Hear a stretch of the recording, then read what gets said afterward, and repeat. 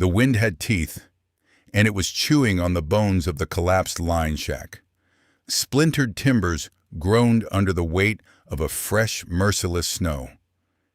Inside what was left of the one-room structure, a small shape trembled beneath a pile of damp, foul-smelling horse blankets.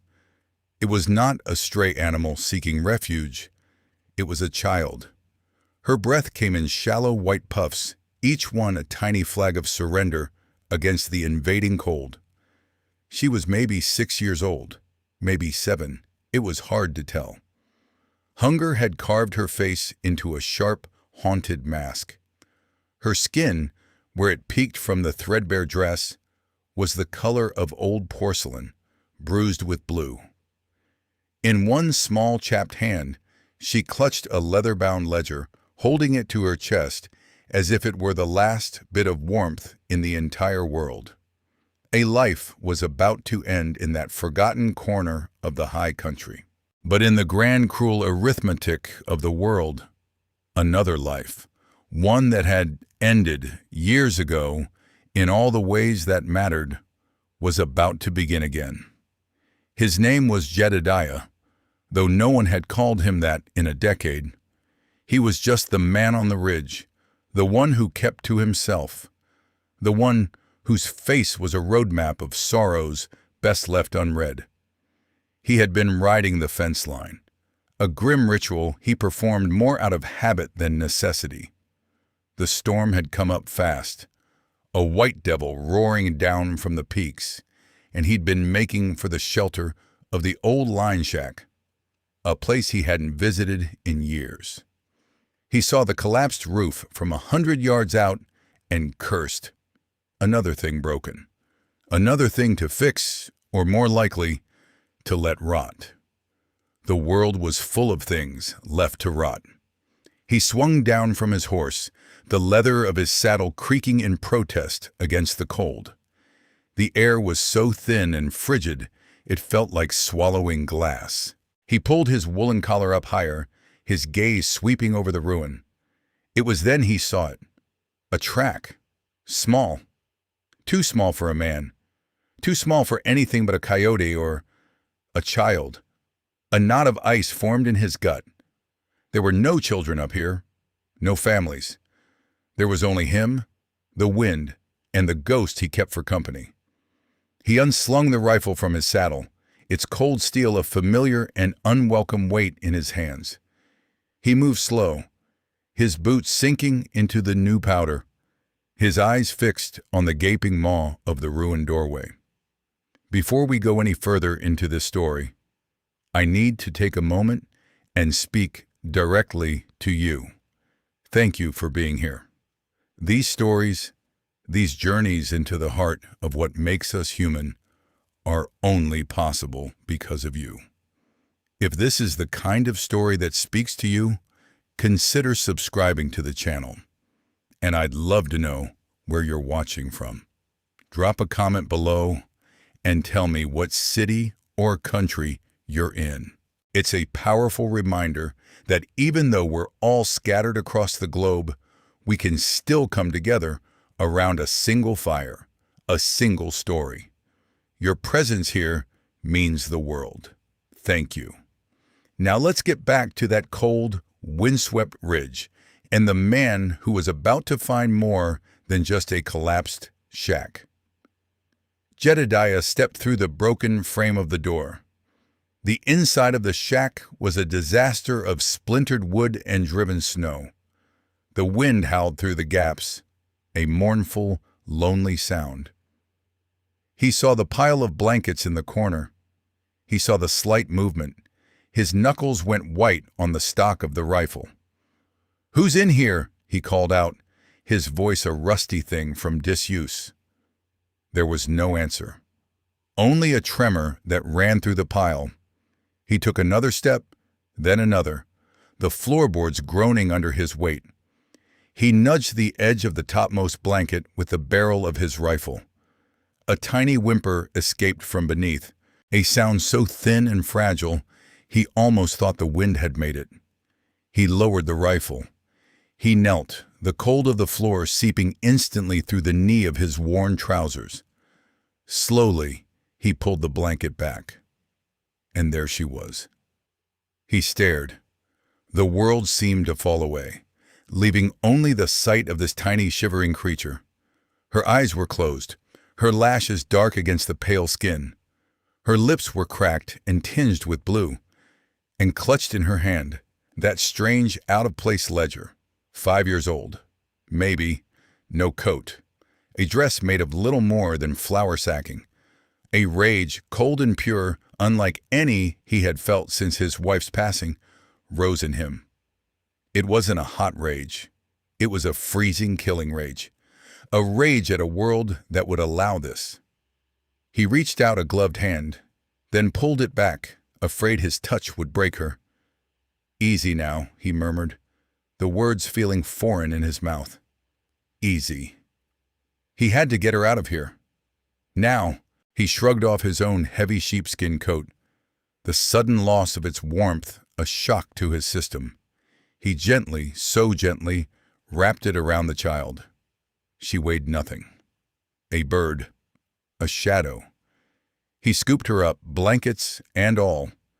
She didn't stir, save for another one of those whimpers that tore at something deep inside him he thought had long since died. He carried her out into the blinding white of the storm. The wind ripped at him, trying to steal the precious bundle from his arms. He shielded her with his body, turning his back to the gale, and stumbled toward his horse. The animal shifted nervously, its eyes wide. Jedediah spoke to it in low, calming tones as he somehow managed to get the child situated in front of him on the saddle, cradling her against his chest. He wrapped the reins around his wrist and urged the horse forward into the teeth of the blizzard, toward the distant, faint promise of his homestead. The ride back was a frozen eternity. He could feel the child shivering against his own body, a frantic, desperate rhythm that seemed to be counting down her last seconds on earth. He pressed her closer, trying to force his own meager warmth into her tiny frame. He thought of his own daughter, buried on the hill behind the house these last 10 years. He had not allowed himself to think of her. Not really. Not in a long time. The memory was a locked room, and he had thrown away the key. But now, the door was being kicked open. He saw her face in the swirling snow. He heard her laughter in the shriek of the wind. No. He squeezed his eyes shut. Not now. He focused on the small weight in his arms. This was real. This was now. He had to save this one. Maybe, just maybe, it would count for something. By the time he reached the cabin, the sun was a weak, dying smear behind the clouds. He half fell from the saddle, his legs numb and clumsy. He carried the child inside, kicking the door shut against the storm. The cabin was cold, the fire in the hearth long dead. A single room, Spartan and clean, holding nothing of comfort, only function. A bed, a table, 2 chairs, a stone fireplace. He laid her down on his own cot, the one he hadn't shared in a decade. Her smallness was swallowed by the rough wool of his blankets. He worked quickly, his hands clumsy but sure. He stripped off her damp, thin dress with as much modesty as he could manage, his calloused fingers fumbling with the tiny buttons. Her body was a road map of bruises, old and new. Ribs stood out like the rungs of a ladder. Malice had been at work here, human malice. The thought stoked the cold fire in his belly. He found an old linen shirt of his wife's, one he'd kept in a chest at the foot of the bed. It smelled of cedar and memory. He pulled it over the child's head. It hung on her like a shroud. He piled every blanket he owned on top of her, then turned his attention to the fire. He worked with a frantic energy, splitting kindling, stacking logs, striking a match with a trembling hand. The flames caught, first a flicker, then a hungry roar. Warmth began to creep into the room, pushing back the shadows. He put a pot of water on to heat, adding a handful of dried herbs and a chunk of salted beef. A thin broth. It was all he could think to do. He sat in the chair by the cot, watching her, waiting. The fire crackled. The wind howled outside. The world was reduced to this small, quiet room. He watched the slight rise and fall of her chest under the mountain of blankets. Each breath was a victory. He studied her face in the flickering firelight. It was a good face, he thought. Or it would be, if it weren't so pinched with fear and pain, even in sleep. Dark hair plastered to her forehead with sweat. A fever was setting in. He fetched a cloth and dampened it with cool water from the basin, laying it gently on her brow. She flinched at his touch but didn't wake. He looked at the leather ledger she had been clutching. It had fallen to the floor beside the cot. He picked it up. It was heavy, well made, the kind of thing a man of business would carry. There were no markings on the outside. He hesitated, feeling like he was prying, but the need to understand was a physical ache. He opened it. The pages were filled with columns of names and numbers, lists of goods, payments, debts. It was a business ledger, plain and simple. But as he turned the pages, he saw annotations in a different hand, a finer, more elegant script. Notes in the margins, dates, locations, and names. Names he recognized, names of men who worked for the magnate who owned this whole valley, the man who had bought up every ranch, squeezed out every homesteader, the man whose shadow fell over everything. The man Jedediah had once worked for, before he'd learned the true cost of that man's ambition. He closed the book, his heart pounding a slow, heavy drum against his ribs. This wasn't just a ledger. It was a record of crimes, extortion, theft, maybe worse. And this child was carrying it. An hour passed, then another. The broth simmered on the hearth, filling the small cabin with a rich, savory smell. The girl began to stir. Her eyelids fluttered. She made a small, frightened sound in the back of her throat. He leaned forward, his elbows on his knees. Her eyes opened. They were a deep, dark blue, and they were filled with a terror so profound it made him recoil. She saw him, and her whole body went rigid. She tried to scramble away, to burrow deeper into the cot, her movements frantic and weak. "Whoa now, easy," he said, his voice softer than he intended. He held up his hands, palms open, showing he meant no harm. "You're safe here. I ain't going to hurt you." She stared at him, her chest heaving. She was like a trapped animal, ready to fight to the death. He didn't move. He just sat there, letting her look at him. He made himself smaller, slumping in the chair, trying to be as non-threatening as a man his size could be. He kept his hands visible, resting on his knees. He avoided looking directly into her eyes, instead focusing on a spot on the wall just past her head. He remembered doing this with a spooked mare once. Patience. Quiet. "The storm's a bad one," he said, his voice a low rumble. "You're lucky I found you. You're safe here. Warm." She didn't respond. She just watched him, her eyes wide and dark. He thought of the broth. He stood up slowly, telegraphing every movement. Her eyes tracked him as he went to the hearth. He ladled some of the thin soup into a wooden bowl. The smell of it filled the room. He knew she must be starving. He could see it in the hollows of her cheeks, in the desperate look that flickered in her eyes before she masked it again with fear. He brought the bowl over, not to the bed, but to the small table. He set it down along with a spoon.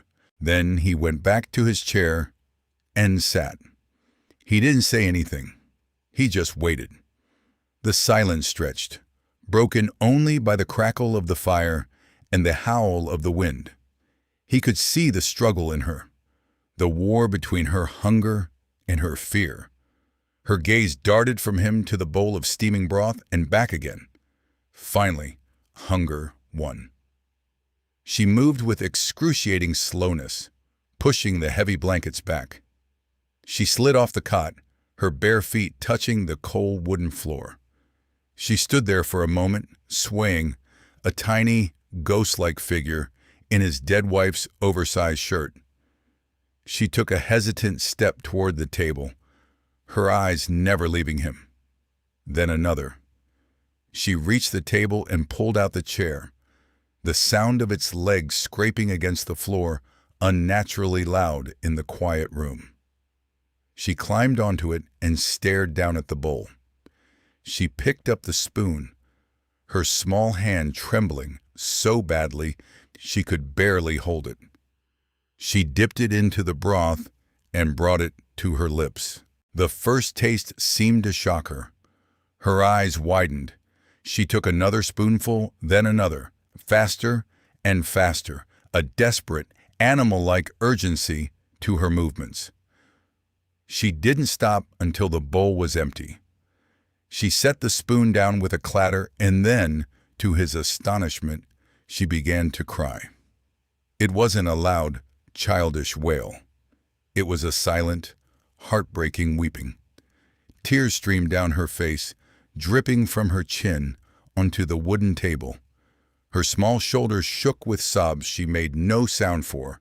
It was the sound of a grief too deep for noise, a pain that had been held in for so long it had forgotten how to make itself heard. Jedediah didn't move. He didn't know what to do. The sight of her tears undid him in a way no violence, no threat ever could. He felt a terrible, aching tenderness swell in his chest, a feeling so foreign he almost didn't recognize it. It was the ghost of fatherhood. He waited until the storm of her silent weeping had passed. She wiped her face with the back of her small hand, leaving a dirty streak across her cheek. She looked at him, her eyes red-rimmed and wary. "Thank you, sir," she whispered. Her voice was a tiny, hoarse thing. The "sir" hit him like a physical blow. He wasn't a sir. He was just Jedediah. He was just a man hiding from the world. "You're welcome," he managed to say. "You got a name, little one?" She hesitated, looking down at her hands, which were clenched together on the table. "My ma called me Lily." "Lily," he repeated. The name was like a flower in the desolation of the cabin. "That's a fine name." He paused. "My name's Jedediah." She nodded, not looking at him. "Can you tell me what you were doing out there, Lily? In the storm?" She flinched, as if the question itself was a threat. She shook her head, a small, violent motion. "I can't."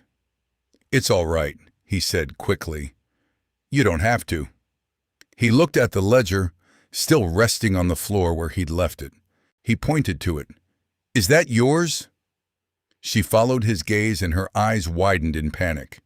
She scrambled from the chair, snatched the book, and hugged it to her chest, backing away from him until she hit the wall of the cabin. She stood there, cornered, clutching the ledger like a shield.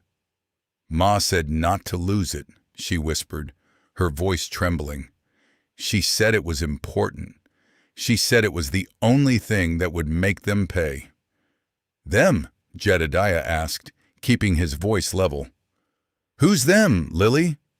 She shook her head again, her knuckles white where she gripped the book.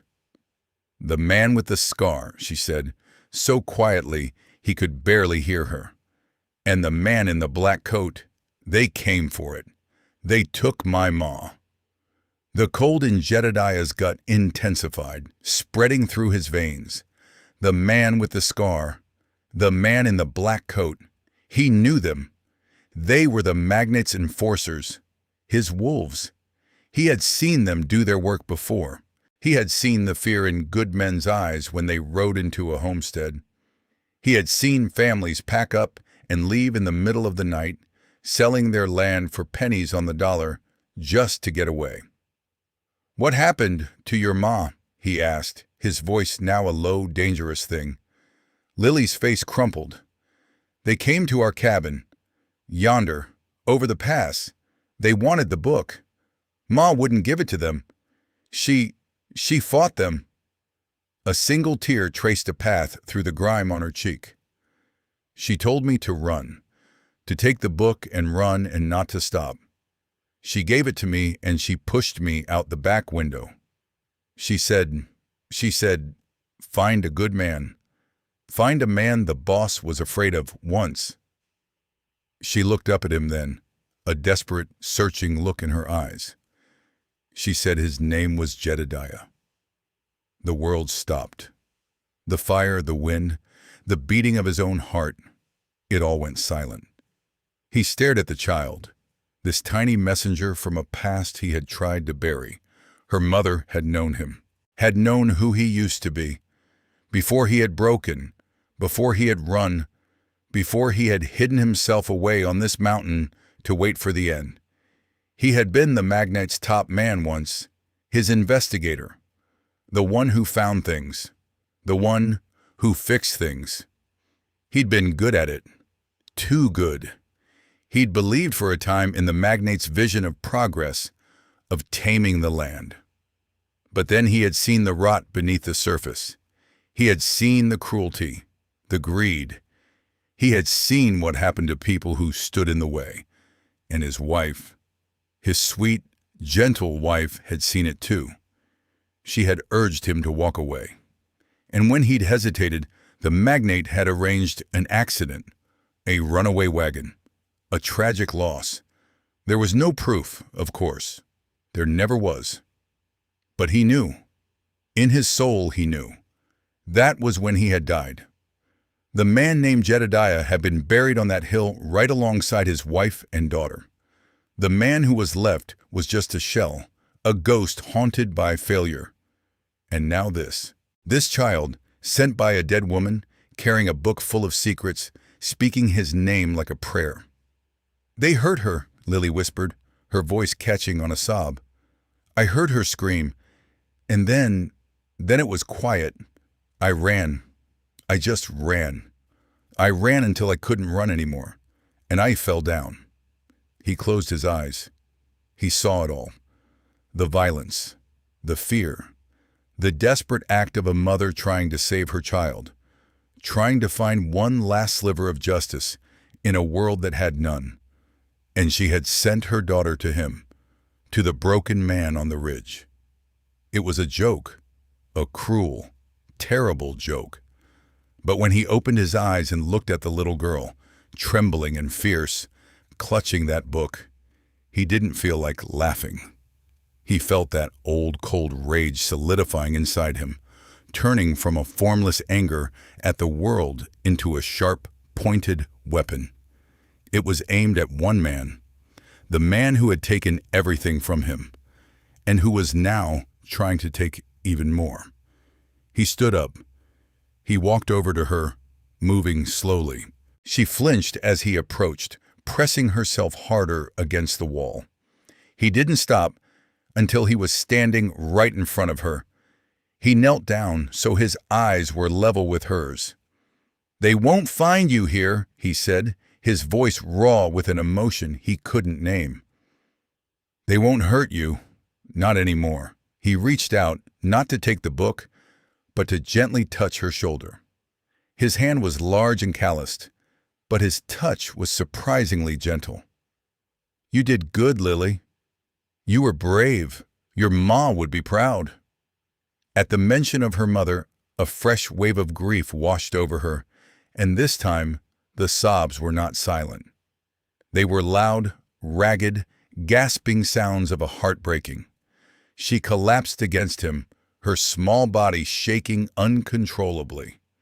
He hesitated for only a second before his arms went around her, pulling her into a hug. He held her tight, one hand stroking her tangled hair. He held her as she cried out all the fear and the pain and the loss. He held her and felt the ice around his own heart begin to crack. He had forgotten what this felt like, to hold someone, to comfort someone, to be needed.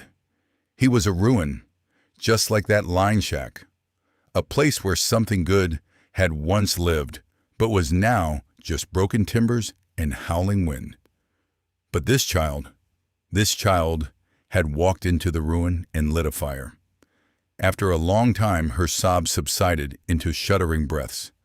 She was exhausted, emotionally and physically. She was asleep on her feet, leaning against him. He picked her up. She was so light.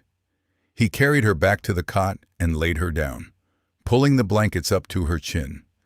This time, she didn't flinch from his touch. She settled into the warmth, her face, even in sleep, losing some of its terrible tension. He stood over her for a long time, watching her breathe. The ledger had fallen to the floor again. He picked it up and placed it on the mantelpiece, above the fire. A piece of evidence, a declaration of war.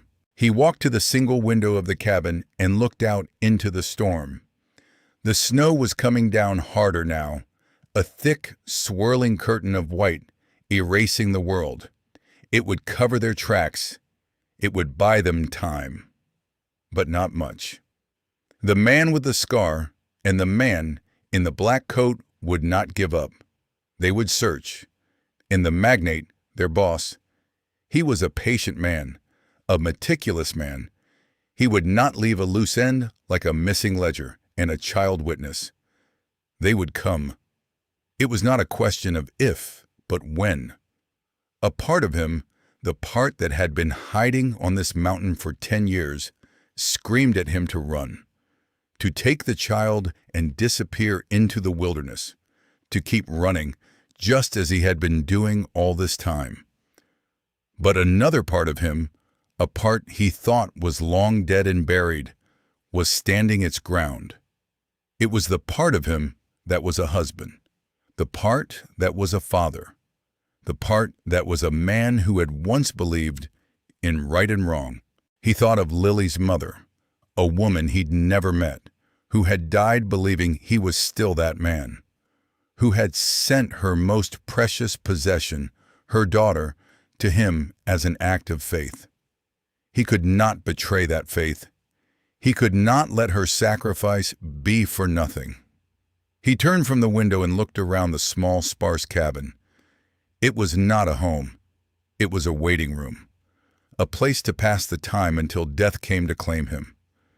But now, with the small child sleeping on his cot, the room felt different. It felt full. It felt like it had a purpose. He had a purpose. He walked to a small locked chest in the corner of the room, a chest he had not opened in 10 years. He pulled a key from a nail hidden behind a loose stone in the hearth. His hand was steady as he unlocked it. He lifted the lid. Inside, nestled in oilcloth, was his old life. A Colt Peacemaker, its handle worn smooth from use. A gun belt, the leather still supple. A silver star, tarnished with age, a lawman's star. He lifted the pistol. It felt heavy and familiar in his hand. The weight of it was the weight of responsibility, the weight of a promise. He checked the action. It was clean, well-oiled. He had always taken care of his tools. He strapped the gun belt around his waist. It felt strange after so long, like putting on a skin he had shed. He did not pin the star to his shirt. He was not the law anymore. He was something else, something older. He was a guardian. He looked over at the sleeping child. Her face was peaceful now. For the first time since he'd found her, she looked like a child, not a victim. He would keep her that way. He would stand between her and the wolves. He would be the wall they broke themselves against. He knew what was coming. He knew the odds. It was him against a man who owned the valley, a man who had an army of hired guns. It was a fool's errand, a suicide mission. He didn't care. For 10 years, he had been dead. He had walked and breathed, but he had been dead. Tonight, a little girl in a flour sack dress had brought him back to life, and he would not waste that gift. He stoked the fire, adding another log. It would need to burn all night to keep the cabin warm. He found a half-empty bottle of whiskey on a shelf, the one he used to numb the memories. He looked at it for a long moment. Then he walked to the door, opened it a crack, and poured the contents out into the snow. The wind snatched the smell away instantly. He closed the door and put the empty bottle on the shelf. He wouldn't be needing it anymore. He needed his head clear. He needed his hands steady. He sat back down in the chair by the cot, the pistol heavy on his hip. He didn't feel tired. He felt awake. More awake than he had been in a decade. He would watch over the girl. He would keep her safe. And in the morning, when the storm broke, he would begin to prepare. Let them come. He would be ready. The hours before dawn were the coldest. The fire had burned down to glowing embers, and a chill crept back into the corners of the cabin. Jedediah had not slept. He had sat in the chair, his rifle across his lap, listening to the two sounds that now made up his entire world: the breathing of the child and the dying moan of the wind. Lily stirred in her sleep, a small whimper escaping her lips. A bad dream. He leaned forward, his hand hovering over her, wanting to comfort her, but not wanting to wake her. The nightmare passed, and her breathing evened out again. He watched the firelight play across her face, softening the sharp edges of hunger and fear. In the soft glow, he could see the ghost of the woman she would become. He could also see the ghost of the daughter he had lost. The two faces merged in his mind, a painful, beautiful collage of what was and what could have been. He had failed his own daughter. He had not been there to protect her. He had been chasing the magnate's ambitions, putting out fires for a man who was happy to watch the world burn as long as he could own the ashes. He had traded his family's safety for a paycheck and a pat on the back. The cost of that bargain was a small wooden cross on a windswept hill. He would not make that mistake again. This was a second chance, a chance to atone, a chance he knew he did not deserve, but one he would seize with both hands. As the first, weak light of dawn began to seep through the window, painting the room in shades of gray, Lily's eyes fluttered open. She didn't bolt in fear this time. She just looked at him, her gaze clear and steady. She had the eyes of an old soul. "You're still here," she said. It wasn't a question. It was a statement of quiet wonder. "I'm still here," he confirmed. His voice was gravelly from the long night. She sat up, pulling the blankets around her shoulders. She looked so small in the big cot. "The men, the ones who took my ma, are they going to come here?" He had to make a choice right then. He could lie to her. He could tell her everything was going to be fine, that she had nothing to worry about. It would be the easy thing to do, the kind thing maybe. But her eyes, so old and so knowing, told him she would see through the lie. This child had seen too much of the world's cruelty to be fooled by empty platitudes. She deserved the truth. "I reckon they will," he said, his voice low and even. "They'll be looking for you, and for that book." Fear flickered in her eyes, but she didn't cry. She just nodded, her small chin set with a strange determination. Ma said the book was the only thing that could stop him. The boss. She said it proves he's a thief and a killer. Your ma was a smart woman, Jedediah said, and a brave one, he added to himself. Lily looked down at her hands. Will you still be here when they come? She asked, her voice barely a whisper. The question hung in the air between them, heavy and fragile. It wasn't just about his physical presence. It was about everything. Would he stand? Would he fight? Or would he run like everyone else? He got up from his chair and walked to the cot.